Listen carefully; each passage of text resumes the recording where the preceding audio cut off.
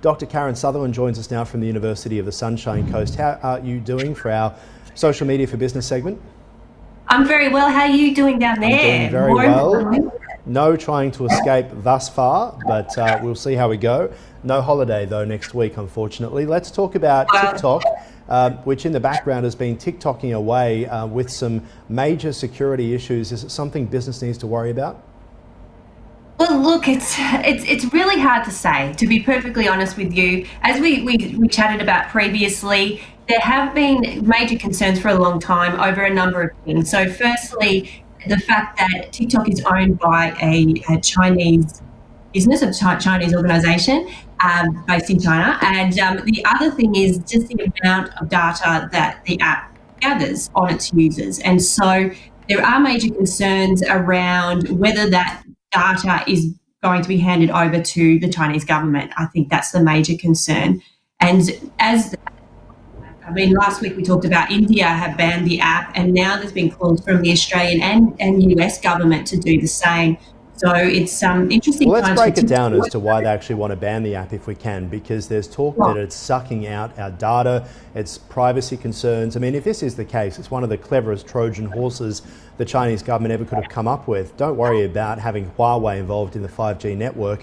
Get teenagers hooked on this brand new next phase of social media, singing, dancing, lots of fun. And while it's happening on your device, it's taking your data as well.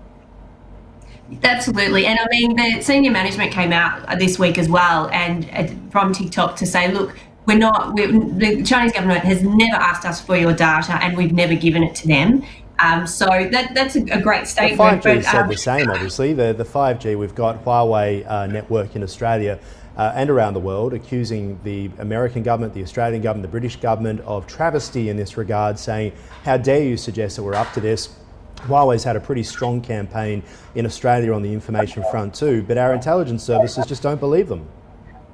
That's right. I mean, how are we actually going to know? And I think it's a real trust issue. I think at the core of it, like looking at it, say from a public relations perspective, which I just can't help but do that, it's a real trust issue with TikTok. So it's because where the company is based, even though they have offices all around the world, but it's owned by a Chinese company, but they haven't actually come out and said why they're collecting this much data, So they've said, oh no, we're not going to give it to the Chinese government, but they haven't actually said why do you actually need to collect that much? So last week we talked about how there was an expert who sort of revamped the app to pull it apart to see what data they were actually gathering, and he even compared it to like Facebook and Twitter gathering about a cup worth of water, but the TikTok app is gathering like an ocean of data on you. But I think concerns around that need to be addressed by the company to explain why it needs to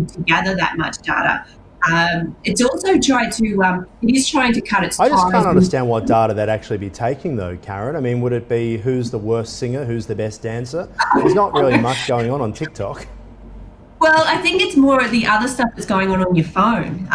So it's not just what's happening in the app. I think there's concerns that it's actually gathering data from other sources and tracking your activity through your phone. So yes, so I totally get what you're saying about TikTok.